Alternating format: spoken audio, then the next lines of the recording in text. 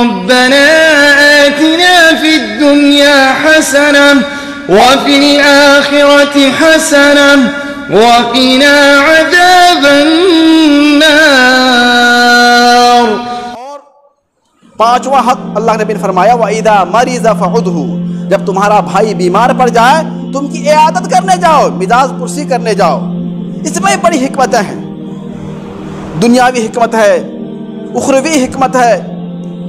دنیاوی حکمت یہ ہے کہ جب ہم جائیں گے، عام طور پہ جب آدمی بیمار پڑتا ہے پریشان ہو جاتا ہے، دنیا سے نا امید ہو جاتا ہے، بہت طرح کی دل میں اس کے وسوسے اور خیالات پیدا ہوتے رہتے ہیں.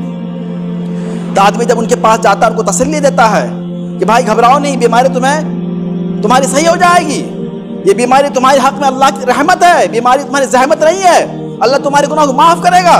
تو آدمی تسلی دیتا ہے تو بیمار کو بھی دل میں ڈھارس بنتی ہے، تسلی آتی ہے اور مایوس نہیں ہوتا ہے. اور ساتھ ہی ساتھ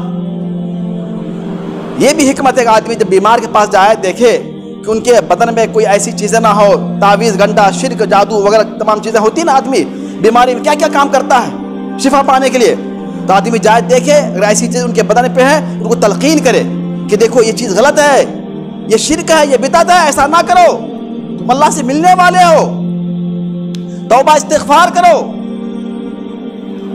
اور اللہ کے نبی جناب محمد صلی اللہ علیہ وسلم کی حدیث ہے لقنوا موتاکم لا الہ الا اللہ.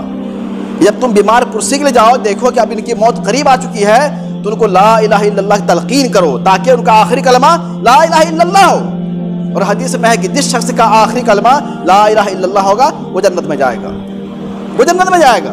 یہ بیمار پرسی کی کیا سب حکمتیں ہیں. جب ہم جائیں گے اپنے بھائی کے پاس تو ان باتوں کا دھیان رکھیں گے، دیکھیں گے.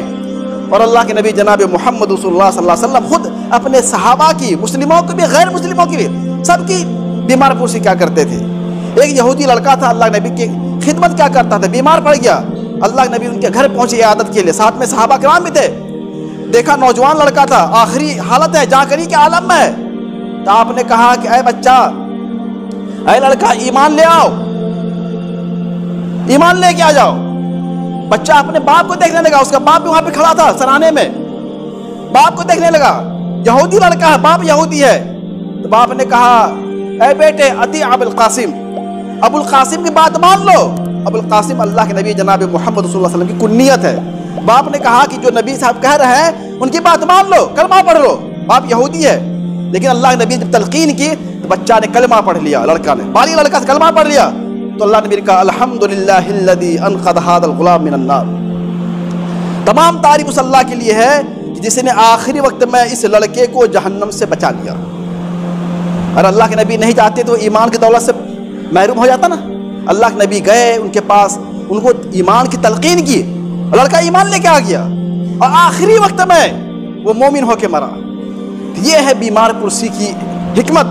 آدمی کو جانا چاہیے اپنے بھائی، چاہے مسلمان ہو غیر مسلم ہو، جانا چاہیے تاکہ آخری وقت میں ان کو صحیح بات کی تلقین کر سکیں، آپ دین کی تلقین کر سکیں. اور حدیث میں ہے کہ ایک آدمی پوری زندگی اچھا عمل کرتے رہتا ہے، اچھا عمل کرتے رہتا ہے، مرنے کے وقت میں کوئی ایسی بات بول جاتا ہے، کوئی ایسا کام کر جاتا ہے کہ پوری نیکی برباد اور جہنمی بن جاتا ہے، وہ جہنمی بن جاتا ہے وہ.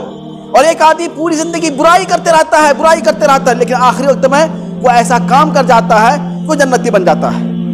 یہی حکمت ہے. جب ہم جائیں گے ان کے پاس، بیٹھیں گے، ان کو دین کی بات بتلائیں گے، قرآن ان سے کہیں کلمہ پڑھیے، قرآن سنائیے، دعا پڑھیے، وہ دعا پڑھیے، ان سے محبت سے کہیں گے. حدیث میں لقین تلقین کرو، ڈانٹ ٹپٹ نہیں کرنا ہم بیمار کو. تو اللہ کے نبی صلی اللہ علیہ وسلم نے کہا وَإِذَا مَرِضَ فَعُدْهُ، جب بیمار پڑ جائے تم ان کی بیمار پرسی کیا کرو. وَإِذَا مَاتَ فَاتَّبِعْهُ، اور جب وہ مر جائے تو اس کی جنازے میں، کفن دفن میں اور تم شریک ہو. اور حدیث میں کہ جو شخص کسی میت کے جنازے میں شریک رہا، اس کے تدفین میں شریک رہا، اس کے لیے 2 قیرات ثواب ہے. 2 قیرات. صحابہ نے ایک قیرات کیا چیز ہے؟ اللہ کے نبی نے کہا ایک قیرات احد پہاڑ کے برابر ثواب ہے. ایک قیرات ثواب احد پہاڑ کے برابر، جتنا بڑا احد پہاڑ ہے اتنا زیادہ ثواب ہے نماز جنازہ پڑھنے میں. اور جسے نماز جنازہ میں بھی شریک رہا اور تدفین میں بھی شریک رہا، مٹی میں بھی، اس کے لیے 2 قیرات ہے. 2 احد پہاڑ کے برابر ثواب ان کے لیے. سبحان اللہ، اتنی بڑی فضیلت ہے. اور اللہ کے نبی جناب محمد صلی اللہ علیہ وسلم کی حدیث ہے جو شخص اپنے مسلمان بھائی کی عیادت کے لیے جاتا ہے، اگر صبح گیا ان کے حال چال دریافت کرنے کے لیے 70,000 فرشتے شام تک ان کے لیے دعا مغفرت کرتے رہتے ہیں. اور اگر شام کو گیا تو شام سے صبح تک کے لیے 70,000 فرشتے ان کے لیے دعا کرتے ہیں.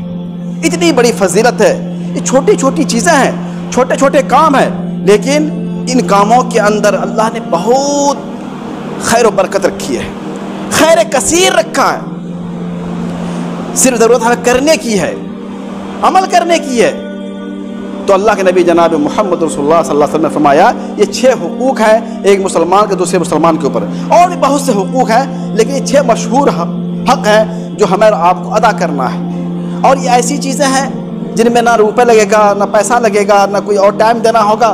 معمولی باتیں ہیں, لیکن یہ عمل اتنے بڑے ہیں کہ اللہ کے نبی نے فرمایا جو ان عمل کاموں کو کرے گا اللہ تعالیٰ اس کو جنت میں آسانی سے داخل کر دے گا.